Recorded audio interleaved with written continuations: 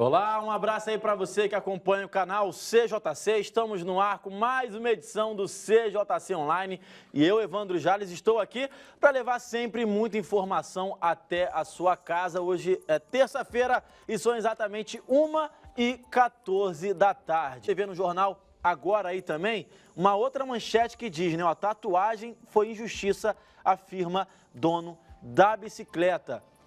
Isso aí é um jovem adolescente de 17 anos de São Paulo, que tem distúrbios e problema com álcool e droga. A princípio, ele teria roubado uma bicicleta de um dependente físico e duas pessoas, entre elas um tatuador, teria tatuado na testa do menino, né? Você é ladrão e vacilão. E a gente tem a matéria para rodar falando sobre isso. Vamos ver.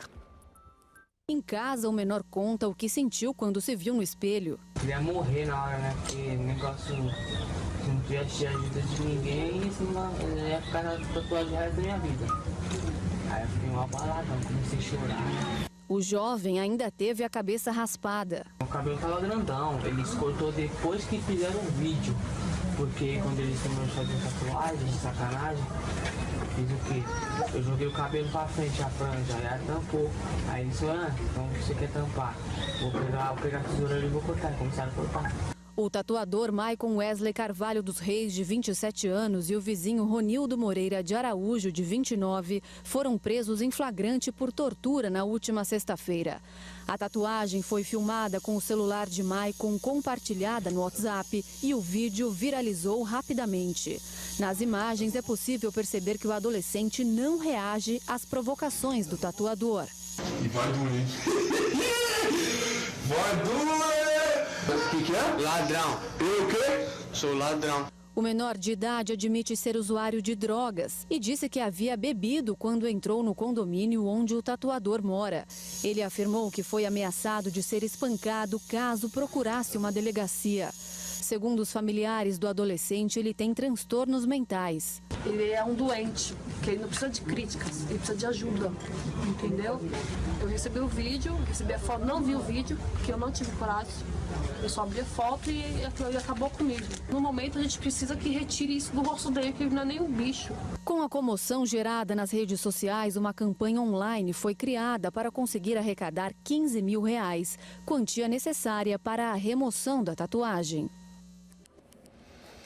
Esse vídeo da tatuagem na testa do garoto, do jovem adolescente, rodou aí pelo WhatsApp de muita gente, chegou até a imprensa, a gente está noticiando aqui e vamos debater esse assunto, vamos conversar sobre isso, sobre como lidar com esses jovens, com essa situação, e por isso a gente está com uma convidada aqui hoje. A gente vai conversar, a gente vai debater aqui com a Natália Carlos. Natália, obrigado pela participação, pela vinda aqui até o CJC Online. A Natália, que ela é diretora do Conselho Regional de Serviço Social do Rio de Janeiro. Além disso, ela também é professora da UF e também é assistente social da Prefeitura de São Gonçalo. Natália, obrigado por ter vindo aqui. Obrigado pelo convite.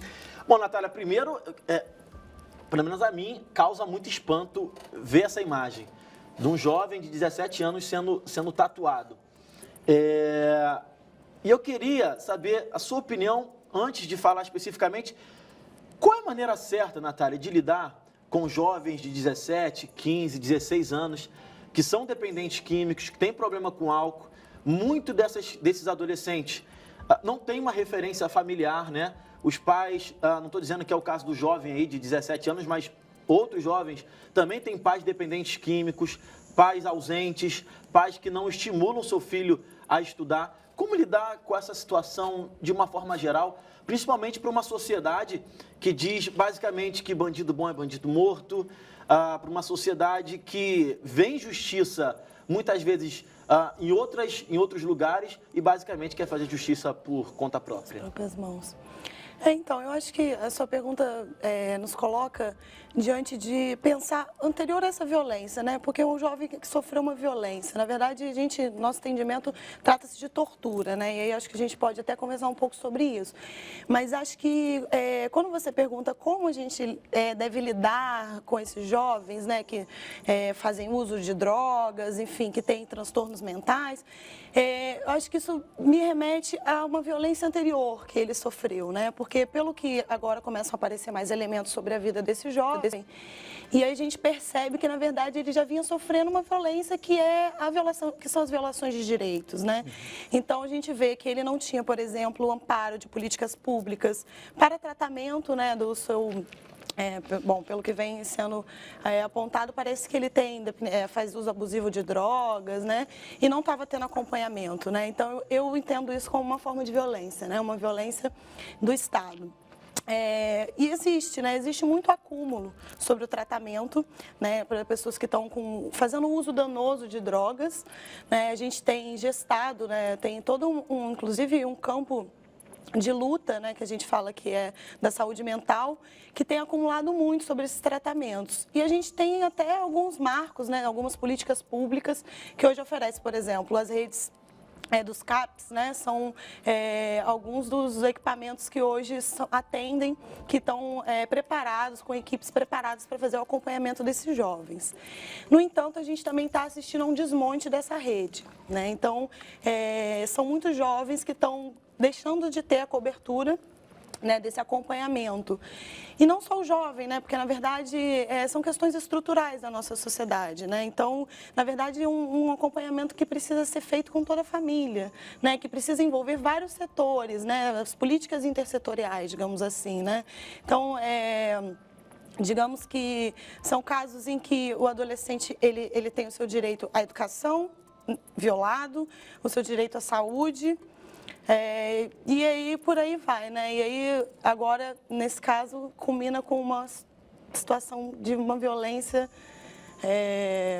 muito perversa, eu diria.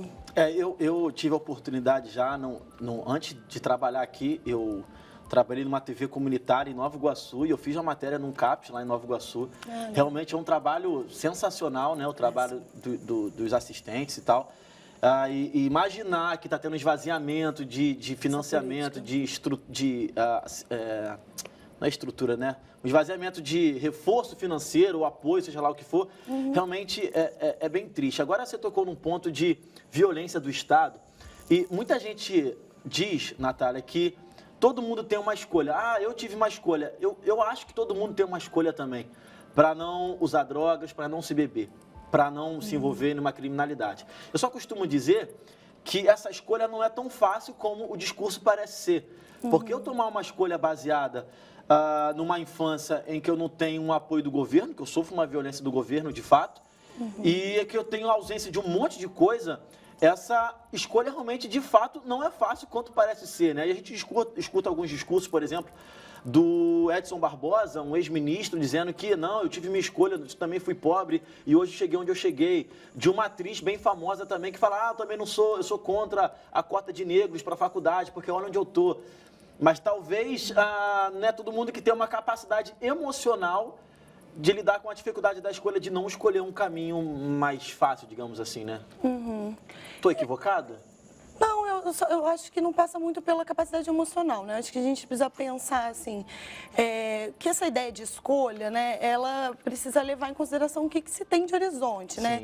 Grande parte da nossa juventude, eu trabalho com a juventude em São Gonçalo, né? Grande parte da nossa juventude não tem essas escolhas, né?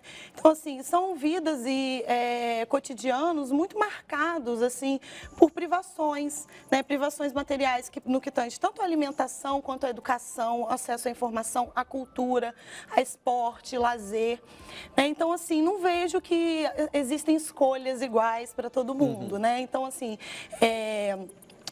parte significativa da nossa juventude não tem muitas escolhas, não tem muito horizonte, inclusive. Isso é uma coisa que no trabalho com juventude nos apetece bastante, assim, porque a gente vê que esses jovens não têm escolhas, né? Então, assim, a gente tem desigualdades estruturais na nossa sociedade e eu acho que essa ideia de escolha, que tem a ver com essa ideia de mérito, né, da pessoa... Então, fazer a sua parte, escolher o lado certo, eu acho que ela mascara que as desigualdades são estruturais, né? Por exemplo, muitos jovens que eu trabalho, eles só conhecem a face da violência. né? Eles não conhecem muitas outras coisas, né? Então, eles tendem a reproduzir isso, né? São muito atravessados por essa violência.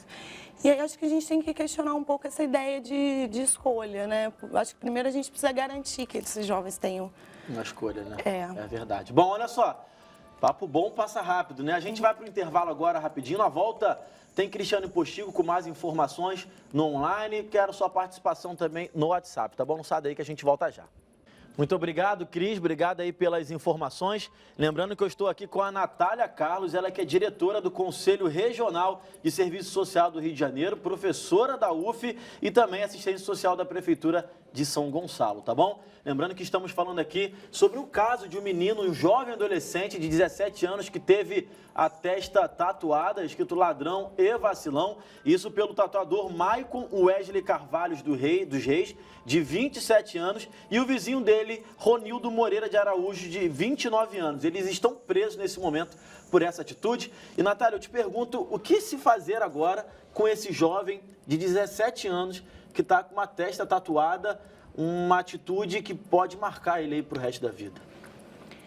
Sem dúvida, vai deixar marcas profundas, né? Está tendo toda uma movimentação, uma série de setores se mobilizando para fazer cirurgias restaurativas, né? Cirurgias plásticas. Mas acho que a marca disso na vida desse jovem, e não só dele, né? Pelo que eu acompanhei, né? Eu vi alguns relatos da mãe dele, por exemplo. Toda a família está muito dilacerada, né? É um nível de violência, de perversidade, que com certeza vai marcar a vida dessa família, né? Desse jovem e dessa família, né? Agora, Natália, eu perguntei mais ou menos no bloco anterior, mas para a gente falar de forma mais profunda, qual é a maneira certa de lidar, e aí não a sociedade que está distante, mas família, amigos, vizinhos, com pessoas, não só jovens, que sofrem de dependência química ou que têm problema com alcoolismo?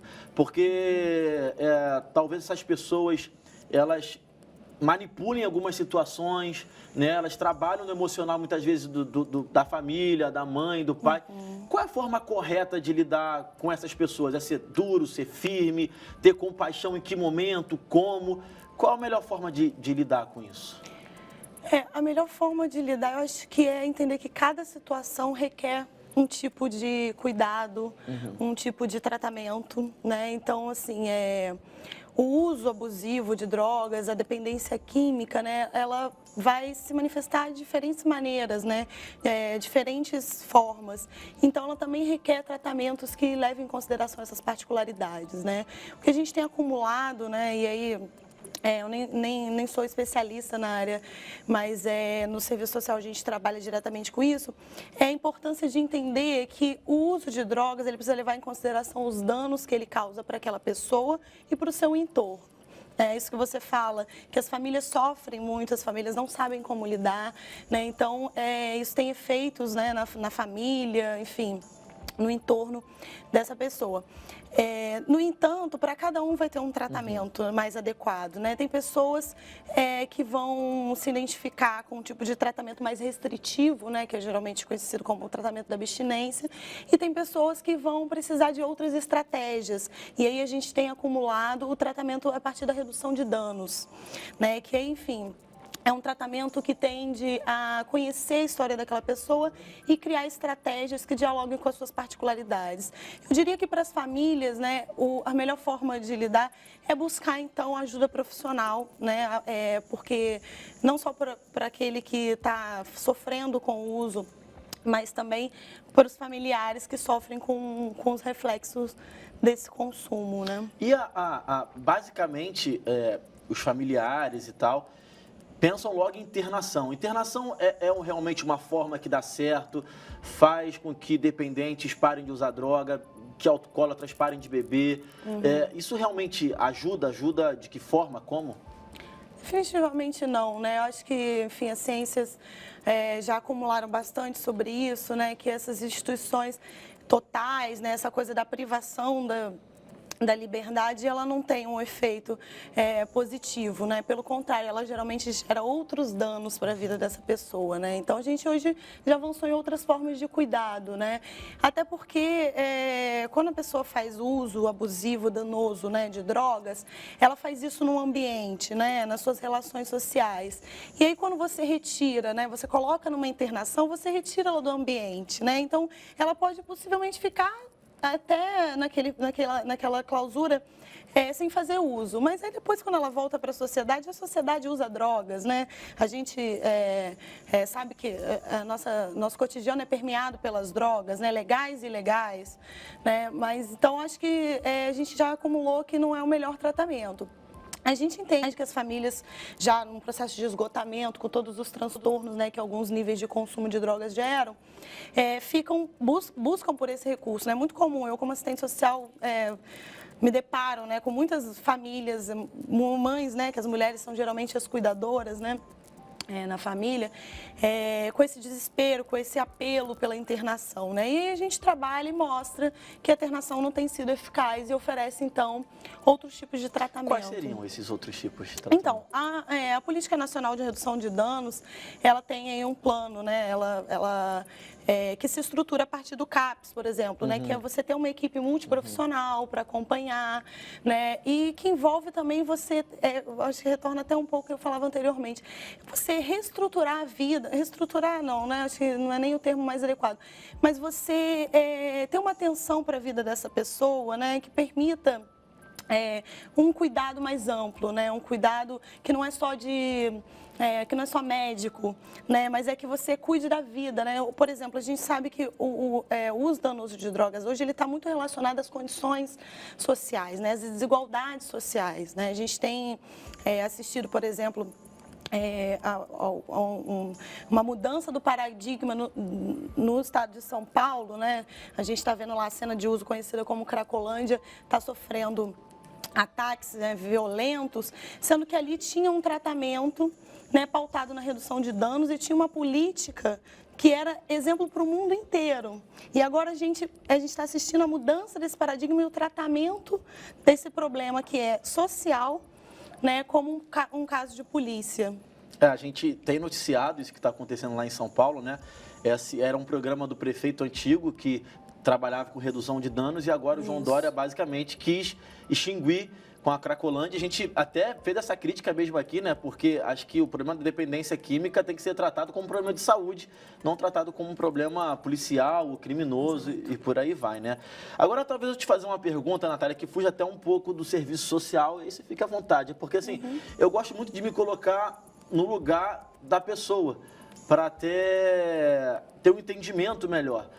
Por exemplo, a gente tem noticiado casos de homicídio, por exemplo, a gente noticiou também em São Paulo, 2 rapazes que cometeram homicídio com um senhor que estava defendendo um homossexual ambulante, por exemplo. E aí muita gente ficou assustada e um jovem dizendo que não era mal, que fez aquilo ali no momento de insanidade. Então, basicamente, eu penso o seguinte, olha, o ser humano, pela vontade própria, é capaz de fazer qualquer coisa dependendo do motivo, mas a gente é capaz. Por exemplo, se eu tiver uma filha minha for agredida, eu posso ser capaz de matar alguém também, sabe?